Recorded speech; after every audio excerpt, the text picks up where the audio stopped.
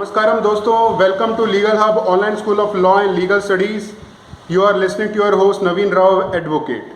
आज बात करते हैं देश के ज्वलंत मुद्दे पे, जिसे किसान के ऊपर जो आज बात हो रही है कि इसके उत्पीड़न के लिए ये एक नया एक्ट लेके आया गया है, या इस उत्पीड़न से बचाने के लिए, उभारने के लिए ये एक्ट लेके आया गया है। उसके बारे में कहते हैं कि ये जो farmer produce trade and commerce promotion and facilitation ordinance 2020 है, ये इसको लेकर प्रोटेस्ट जो हो रही है, इसको थोड़ा जानते हैं।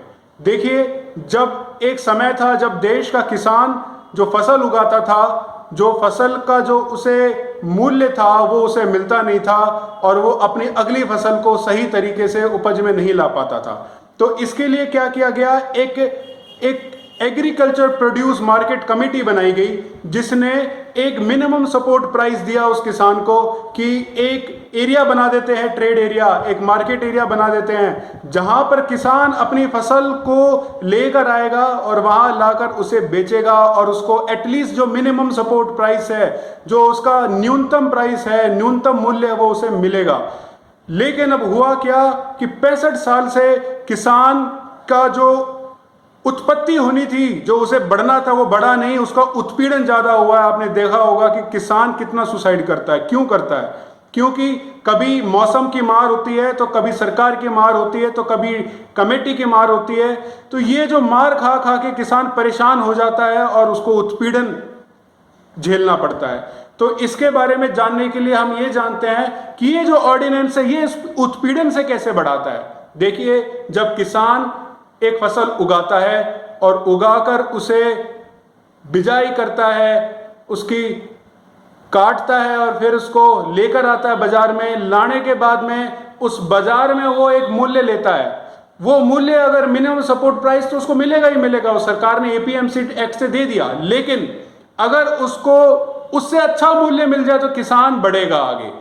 अब हमारे सरकार की जो एफसीआई है, फूड कॉरपोरेशन ऑफ इंडिया, वो भी क्या करती है, चावल, गेहूं, ऐसे जो खाद्य पदार्थ हैं, जो पदार्थ उनको लेती है और लेकर एक एटलीस्ट सपोर्ट करती है कि किसान जो मेहनत करता है उसको सपोर्ट किया जाए।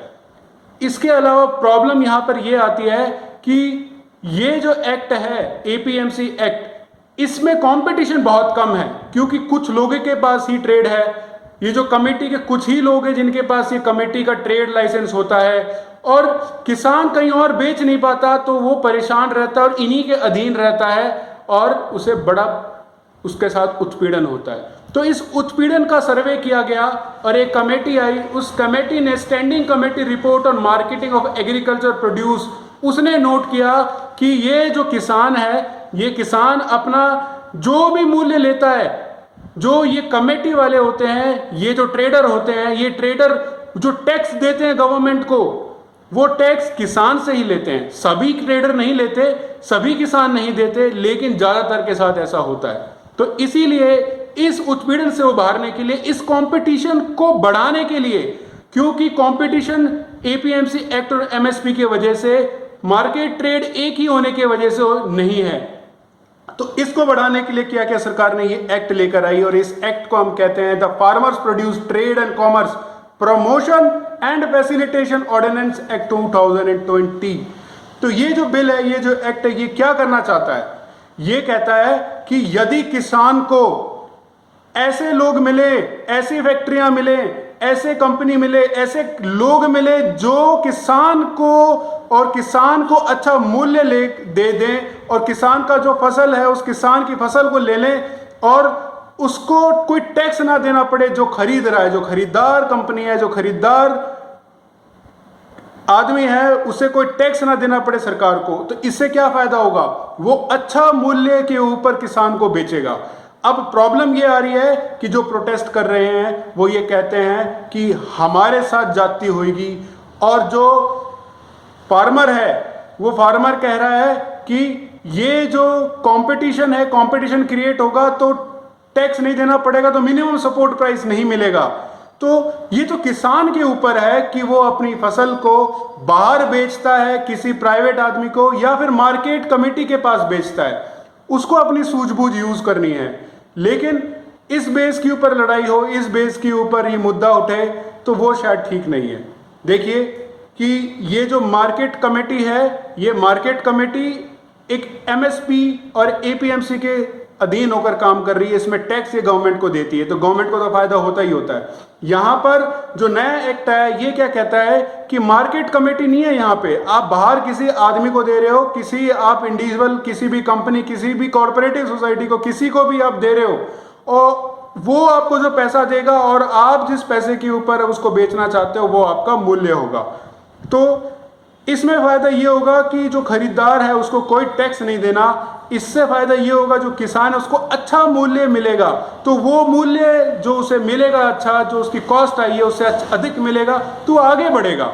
लेकिन क्योंकि बहुत सारे लोग बेचने वाले केवल ही मार्केट कमेटी के पास जा रहे हैं, तो वहां कंपटीशन नहीं है, वहां पे खरीदार बहुत कम है और बेचने वाले बहुत ज्यादा हैं, तो मूल्य अपने आप कम होगा। यहां पर इस एक्ट की वजह से खरीदार बहुत ज्यादा होंगे और बेचने वाले बहुत ज्यादा भी हो सकते हैं और कम भी हो सकते हैं, लेकिन बेचेगा तो वही जो उसको अच्छा मूल्य मिलेगा। तो इससे कंपटीशन बढ़ेगा, इससे प्राइवेट प्लेयर्स आएंगे, फॉरेन डायरेक्ट इन्वेस्टमेंट होगी।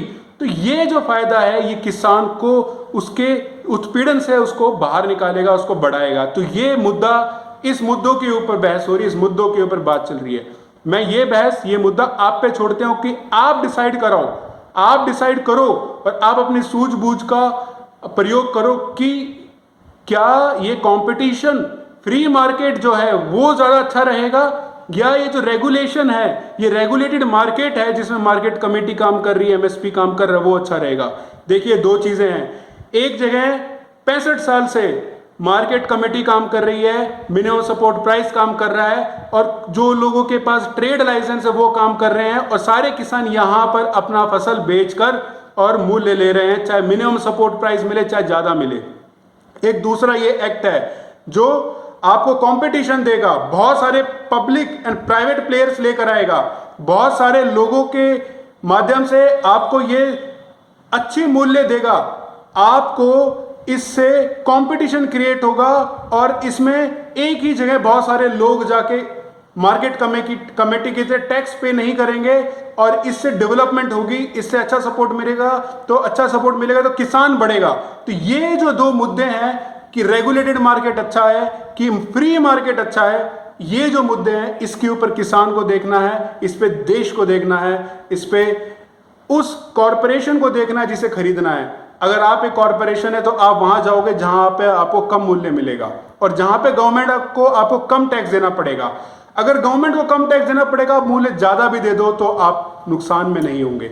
आप नुकसान में जब होंगे जब आपके साथ में जो कंपटीशन हो रहा है वो कम रेट पे ले रहे हैं और आप ज्यादा रेट पे ले रहे हो, तो आप कोशिश ये करोगे कि उस रेट पे लिया जाए जहां पे सभी लोग ले रहे हैं। तो सभी लोग लेंगे, अगर वो ज्यादा रेट होगा तो किसान को ज्यादा रेट मिलेगा, तो कंपटीशन बढ़ेगा तो रेट भी बढ़ेगा। तो ये जो मुद्दा है इस एक्ट का, ये मुद्दा एक्ट किसान को बढ़ाने के लिए काम कर रहा है, ना कि किसान को कम करने के लिए या उसको उत्पीड़न करने के लिए। 65 साल से तो किसान का उत्पीड़न वैसे ही होता आ रहा है, लेकिन इस एक्ट की वजह से किसान बढ़ा, तो ये कहा जाएगा कि इस एक्ट की वजह से देश बढ़ा, क्योंकि किसान बढ़ेगा तो देश बढ़ेगा। धन्यवाद।